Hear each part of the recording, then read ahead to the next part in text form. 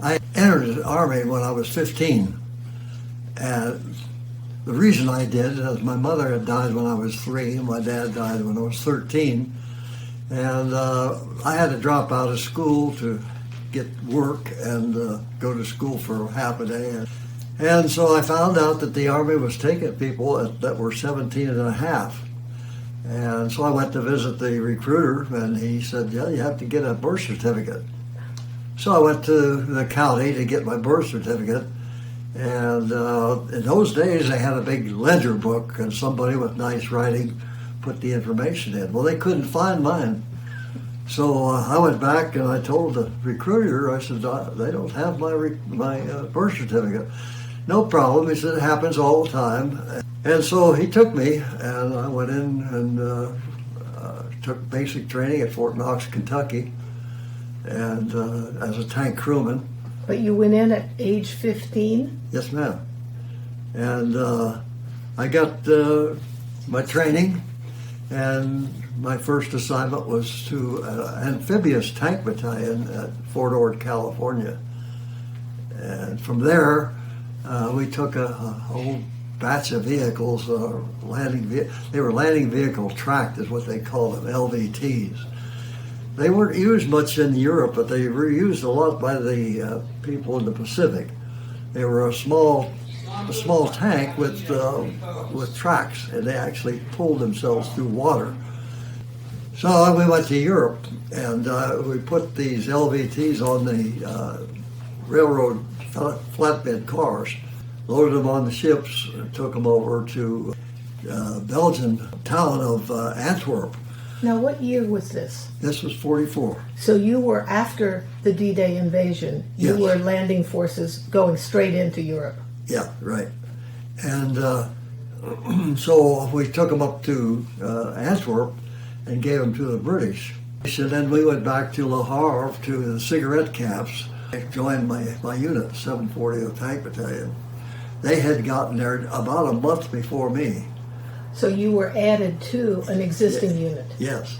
So I took the place of one of the tank crewmen, and we were on what they call the assault gun platoon. The assault gun tanks had a 105 millimeter gun on it, whereas the regular tanks had either a 75 or 76 millimeter gun. So they used us for busting up property, and they used the other ones for killing tanks. By the way, the battalion came to Europe without any tanks. They were in England training again, and when they came over to the mainland, why, they said, you'll get your new tanks, turn in your old tanks, and you'll get new tanks when you get to France. So the battalion commander sent his executive officer up to the 1st Army headquarters at Spa, Belgium.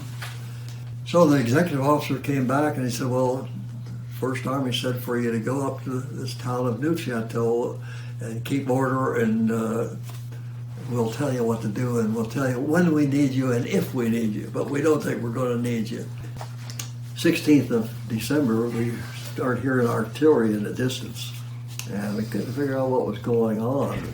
We still didn't have any tanks. But on the 17th, we finally got word that the Germans had broken through. And they said, where's your tank battalion? They found my battalion commander, and he said, we don't have any tanks. They said, well, go down to these 2 ordnance depots and take anything you want. So we thought, oh boy, we're going to get new tanks at the ordnance depot. We got there, and all there was junk, stuff that had been hit, knocked out, still kind of messy inside from people that had died and burnt up and that kind of thing. And so we put together three tanks, well, 2 tanks and a tank destroyer. At this time, how old were you? 16. Did they know that? No. So you roared into battle with your repaired equipment. Yeah, well, we all got busy and did what we could to clean up the tanks and put together. We'd take pieces off of one, put it on another. So anyway, they said, now go on down to the town of, this train station at the town of Stumont. And so we didn't have any maps, but we got a description of how to get there. went down, and the first tank, it was a big long curve going into where they were there. And come find out, the 30th Infantry Division infantry people were in the gutters alongside the road, and they were getting a little shaky because the 1st SS Panzer Division was coming toward them down that road. And so they were glad to see what we had. If they had known how much we had, they wouldn't have been so happy. So it was a big curving road, and so our first tank went around, ran in face to face with a German tank, and they fired and knocked it out. And they started to reload, and the round got stuck in the breech. So he had no radios, by the way. All the radios and taken out of the tanks by people needing this thing. So anyway, he made a motion for his second tank to come around. He came around and ran into the second German tank and knocked it out real quick. And then the third tank, the tank destroyer, came around, and he put 3 rounds into the third tank, and 3 90-millimeter rounds going into a tank, it creates quite an explosion. And I guess it scared the devil out of the Germans, so they stopped, turned around, and went back. How many German tanks were there? 3. Okay, so the it was lead, 3. The lead 3 tanks, and all Okay. the rest of them went back. We thought, well, good. The first half hour in combat, then we stopped the 1st SS Panzer Division. So anyway, the Germans came back to the town another way. There was a hospital that sat up on a hill right in the center of town. We found out that there was some 30th Infantry people in there that were trapped and couldn't get out because they had a German tank sitting at the end of the building. Now the building was a long, narrow building, real long, with a hallway right straight down the middle of it, 2 floors. This tank would sit there, and every time somebody would move inside the building, they'd fire around down through there. And that kind of changed your mind about trying to get out of there because you didn't want to get hit with that. So we finally destroyed the way we did it. We had to build a corduroy road up this hill. It worked all night. For 6 o'clock in the morning, we got to the top. But as soon as we got to the top, the lead tank sat there and put a round right through the tank and knocked it out. And so then we went in and we freed these infantrymen. So we looked through the building and happened to go down in the basement. We found down there something like 92 old folks and little kids with a Catholic priest with them trying to keep them quiet all during the time that German tank was sitting there. If they had known that they were there, those Germans would have come down and mowed them down. And I think that's one reason why every time we go back there, little kids put their hand out, shake your hand, and they say, "Thank you for my freedom. Thank you for my liberation." It really got to us. So you were moving from village to village along the line Yeah. of what was the Battle of the Bulge. How long was that line that you had to protect? The area where the Germans came in was 65 miles wide, and it got to be 30 miles deep. But of course, as it went further penetrated in this way, our sides were moving in closer. We were on the north side, and you've all heard of Battalion. It was on the south side. And we had twice the battle going on up on the north side than they did. They were just stuck in one town. We had a whole batch of towns there, and we just had to go in close to get them. And then we had one group of Americans that stopped them at the 30-mile limit. The Germans ran right into them, and then they wiped them out, right with us squeezing in at the same time. So that's why you were moving, was because this line was constantly shifting. Right, yeah. Yeah, we continually pushing them, trying to get them pushed in closer together so we could either join our troops and have them completely surrounded or wipe them all out. How long were you there in that area? Well, it lasted Personally. until the 25th of January, from 16th of December Whoa, over a month. to the 20th. That's when it officially ended. Well, I gather you had no time off for Christmas, or you probably had no days off until the battle was I don't over. think, I don't even remember it being Christmas. The only thing I remember about Christmas was that was the day that we went over with the 82nd Airborne. Before that, we were supporting the 30th Infantry Division.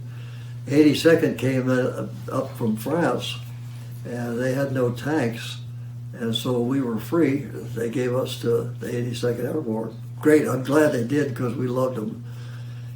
So then we started cleaning out all these villages in between and took them right up to the Siegfried Line. And of course, a lot of people think the Siegfried Line is nothing but the dragon's teeth, and sticking up out of the ground. That was just the beginning. They had, normally what they had was they would have like a bunker with a hole in the front for a gun to stick out of. Then they'd have another one over here, a certain distance away, to support this bunker, and another one over here to support him. Then these that are out here, they had two of them to support them, and that's the way these crazy things were laid out. They're about 2 miles back from the dragon's teeth. How far apart were the bunkers? Could you drive between them? No. Oh yeah, you could drive between them. Yeah, in fact, that's the only way we could get through them was to drive between them, and knock them out, and help the infantry knock them out. If we could get around into them through the aperture where they had their gun, it's fine because we could put it in there and blow that thing up. But a lot of times they wouldn't give up, so we'd get a bulldozer to come around and push dirt up against the door in the back so that they couldn't get out. We let them die in place. They either come out or they die. And so that's the way that worked. And it was a tough battle. I mean, it was really tough. 82nd told us that was one of the hardest fights that they'd ever been in. And they loved us, and because we helped them get through it. Did your tank crew all stay together? Was anybody injured? No, the guy that I had relieved that went to the hospital, he came back. And since he had trained with the crew that I had joined, he asked if he could go back into that crew. So I said, yeah, sure, it's all right with me. I went into communications after going through the Siegfried Line. We would have a radio truck, a half track with the radios in it, and we'd set up our message center right in the half track, and we could You'd be out in the open then. Yeah, well, we had a canvas top over it, but that's what you have to do. Well, you slept on the ground too, so they sent us down, and we had to come all the way into France and make a big curve and come to the Saar region of Germany, and had to cross the Siegfried Line again, and helped another division get across there. We made it across that one okay, and it was a bear, I'll tell you.